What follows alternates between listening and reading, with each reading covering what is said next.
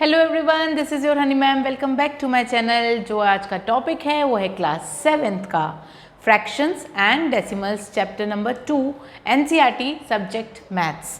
So here we are going to explain the topic fractions and decimals as well, and the subtopics which we are going to discuss is the fractions review, because fraction is not the chapter which you are learning in this class only. We have already learnt in class 5, class 4 and previous classes.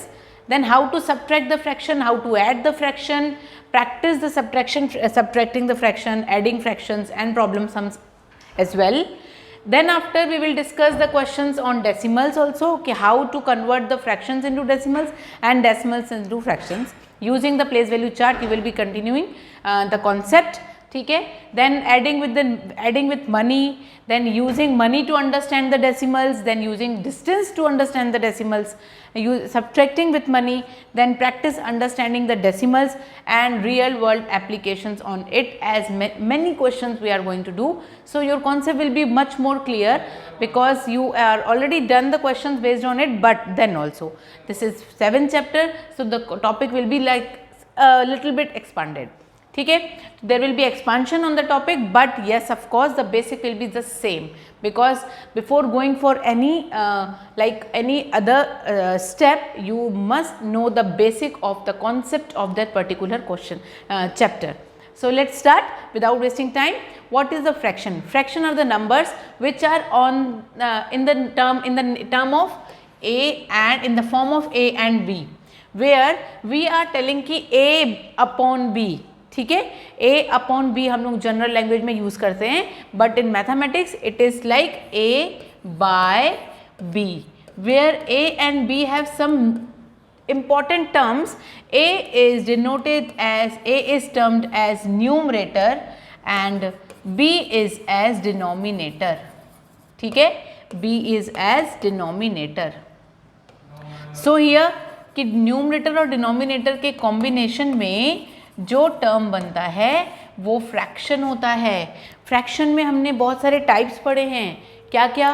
Proper, improper, mixed, equivalent fractions, then like fractions, unlike fractions, unit fractions. तो बहुत सारे ऐसे fractions के हमने topics को पढ़ लिया है हमने earlier before that previous classes में. आज हम करेंगे उस पर based questions, addition, subtraction, multiplication, division and many more. ठीक है. तो let's start exercise which is based on NCERT, पूरा NCERT, प्योर NCERT क्वेश्चंस हैं इसमें. तो क्वेश्चंस है फर्स्ट एक्सरसाइज का number 1 question, where we are going to solve the questions on subtraction. तो फर्स्ट क्वेश्चन इज 2 - 3/5. अब मैं बोलूँगी यहाँ पे दो फ्रैक्शंस हैं. आप बोलेंगे मैम नहीं, एक तो होल है दूसरा फ्रैक्शन है. तो फिर मैं बोलूँगी कि बेटा जिसका डिनोमिनेटर कुछ नहीं होता वहाँ 1 होता है, तो टेक ऑलवेज 1 एज डिनोमिनेटर. अब जब दो फ्रैक्शंस ऐसे आ जाते हैं तो डिनोमिनेटर सेम होना तो कंपलसरी है. तो डिनोमिनेटर सेम करने के लिए या तो आप एलसीएम ले लीजिए या तो इक्विवेलेंट फ्रैक्शन का कॉन्सेप्ट लगा लीजिए, क्योंकि 1 को आपको 5 बनाना है तो इंटू 5 डिनोमिनेटर में करिए, आपका 5 हो जाएगा. और जो भी आप इंटू यहाँ करेंगे, इक्विवेलेंट फ्रैक्शन बोलते हैं भैया मुझे ऊपर भी वही सेम नंबर ले जाओ, नहीं तो मैं तो गलत हो जाऊँगा, है ना. तो ये हो गया सेम, दोनों डिनोमिनेटर सेम है. होल अपॉन ले लीजिए 5 और ये हो गया आपका 10 - 3 which will be equals to 7/5. Final answer done. ठीक है. Very simple. क्वेश्चन नंबर 2 देखते हुए चलिए. आप इसमें कर रहे हो ऐड. अब यहाँ पे भी मैं बोलूँगी भैया मेरे पास दो फ्रैक्शन है, क्योंकि 4 के नीचे कोई नंबर नहीं है, मतलब वहाँ पे 1 है. ठीक है. अब मैं फिर से देख रही हूँ कि मेरे डिनोमिनेटर सेम नहीं है, तो चलिए इस 1 को 8 बनाने के लिए इंटू 8 करते हैं. ऊपर भी इंटू 8 कर दीजिए, नहीं तो न्यूमरेटर जो है भैया बुरा मान जाएगा, बोलेगा आप नीचे 8 कर रहे हो और मुझ में कोई और नंबर क्यों, मुझे भी सेम चाहिए. तो क्या हुआ, हो गया सेम. और ये हो गया आपका डिनोमिनेटर दोनों में सेम. और आपने कर दिया फिर इसको होल अपॉन. ये ऐसा इसलिए करते हैं, इसको इक्विवेलेंट फ्रैक्शंस बोलते हैं. देन आपने किया 4 8 = 32 + 7 which will be equals to 39/8. Done. Very simple questions. We have done the same concept for addition and subtraction, making the denominator same and then doing the operation which is based on the particular question. ठीक है. तो ये हो गया आपका question number 2 भी. Question number 3 देखिए आप. अब एक आपके डिनोमिनेटर अब आ गए हैं डिफरेंट, अब हो गया थोड़ा सा चेंज हमारे कॉन्सेप्ट में. क्या है वो देखिए. 9/11 माइनस 4/15 ना 11 15 की टेबल में आता है ना 15 11 के टेबल में आता है। तो आपके पास अगेन दो मेथड, या तो क्रॉस मल्टीप्लाई कर दीजिए डिनोमिनेटर्स को, या तो एलसीएम ले लीजिए। मैं यहाँ पे करूँगी क्रॉस मल्टीप्लाई, क्योंकि दो ही फ्रैक्शन है। जैसे ही दो से ज़्यादा फ्रैक्शन होते हैं हम उसमें एलसीएम लेना स्टार्ट कर देते हैं डिनोमिनेटर्स का। तो यहाँ पे सिंपली हम दूसरे वाले डिनोमिनेटर को यहाँ इक्विवेलेंट फ्रैक्शन वाइज मल्टीप्लाई कर देते हैं और यहाँ पे पहले वाले डिनोमिनेटर से मल्टीप्लाई कर देते हैं। ठीक है, हो गया डिनोमिनेटर सेम दोनों का। 11 15 जा 15 इंटू 11 कर दीजिए, मोस्ट प्रोबेबली 165 तो आना है। ठीक है, देखिए yes of course it is 165, हमने चेक भी कर लिया, यहाँ 165 होल अपॉन ले लिया। 19 5 जा 45, 135 माइनस 44। ठीक, अब आप करेंगे क्या, सब्ट्रैक्ट, क्योंकि आपके बीच में जो साइन है ऑपरेशन है वो सब्ट्रैक्ट बोल रहा है। तो सब्ट्रैक्ट करिए आप, ये 1 जा 13 में से 4 गया 91/165, फाइनल आंसर डन। ठीक, अब आपके करते हैं क्वेश्चन नंबर 6 को कर रही हूँ मैं, क्वेश्चन नंबर 5 भी कर सकते हैं। क्वेश्चन नंबर 5 कर लेते हैं। चलिए, आपके पास है अब डिनोमिनेटर 3। अब मैं आपको यही बोल रही थी, जब हमारे पास 3 फ्रैक्शंस होंगे तो हम क्या करेंगे, हम उसका एलसीएम निकालेंगे। ठीक है, तो चलिए निकाल लेते हैं।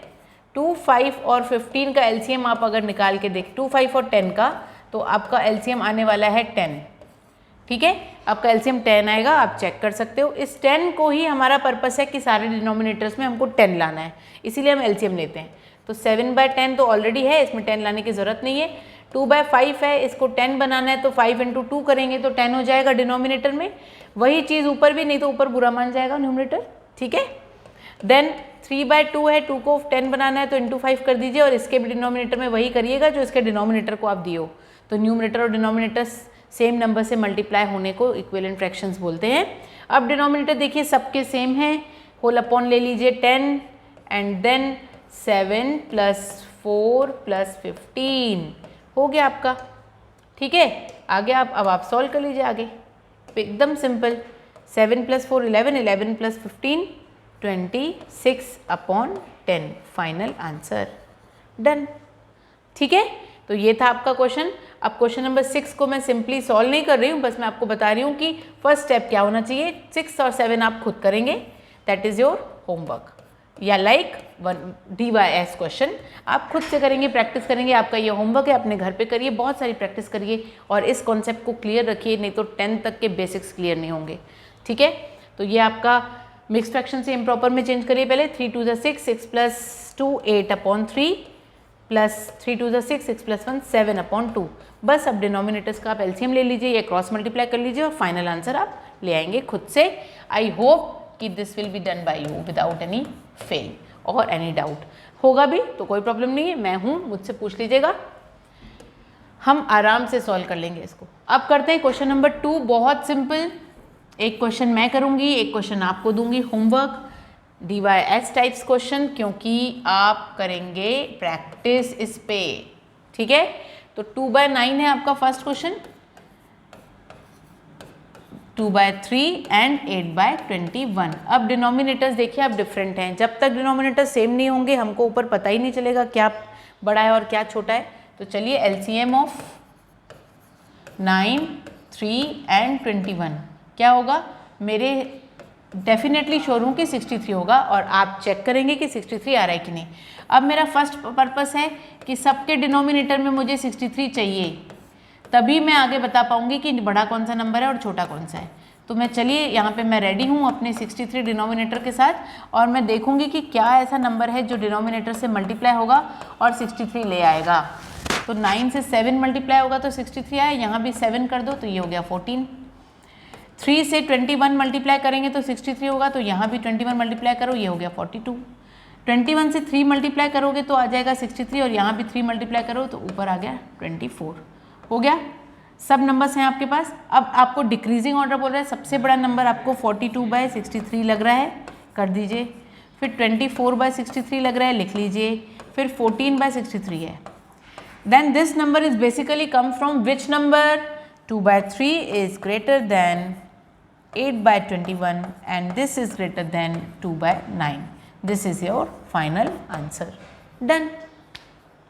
ठीक है, बहुत ही सिंपल क्वेश्चन है, इसको आप बहुत अच्छे से सॉल्व करेंगे। और फिर यहाँ पे देखिए आप मैजिक स्क्वायर है आपका अलोंग द फर्स्ट रो, आप देख रहे हो 4 9 2 कितना आ रहा है 15। यहाँ पे देख लीजिए आपका 15 आ रहा है क्या, 3 5 और 7 15 होता है, यस ऑफ कोर्स, और 8 1 और 6 भी 15 होता है। तो ये मैजिक स्क्वायर आपको बोल रहा है, क्या ये मैजिक आपको कुछ लग रहा है? हाँ लग रहा है। अरेंजमेंट ऐसा है फ्रैक्शंस का, रो वाइज की सबका सम न्यूमरेटर में 15/11 आ रहा है। तो this is how you are just seeing that question and not solving that। चलिए क्वेश्चन नंबर 4 करेंगे, और क्वेश्चन नंबर 4 में है आपका a rectangular sheet of paper. एक रेक्टेंगुलर शीट है आपकी, इसका जो लेंथ है वो है 12 1/2 सेंटीमीटर, और इसकी जो ब्रेथ है वो है 10 2/3 सेंटीमीटर। ठीक है, आपको निकालना है पेरीमीटर। तो पेरीमीटर तो बोलता है भैया कि मेरा फॉर्मूला आप याद रख लो, कभी भूलिएगा मत मुझे, क्योंकि मैं तो एकदम सिंपल हूँ, 2 × L+B। तो पेरीमीटर का फॉर्मूला इज 2 × लेंथ आपकी है 12 1/2 और ब्रेथ आपकी है 10 2/3, और सेंटीमीटर आप होल बाहर लिख दीजिए। तो 2 × 12 1/2 का मतलब होता है 25/2 हूँ मैं। मुझे आप मिक्स फ्रैक्शन से इम्प्रॉपर में चेंज करिए, नहीं तो मैं आगे नहीं बढ़ सकता हूँ, ये बिल्कुल रॉन्ग होगा। और ये हो गया 32/3, है ना, हो गया। अब आपके देख रहे हो आप डिनोमिनेटर सेम है नहीं, हमको डिनोमिनेटर सेम करने पड़ेंगे। तो चलिए डिनोमिनेटर्स को क्रॉस मल्टीप्लाई कर लेते हैं इक्विवेलेंट फ्रैक्शन के फॉर्म में, और फिर आगे सॉल्व कर लेंगे आप आंसर।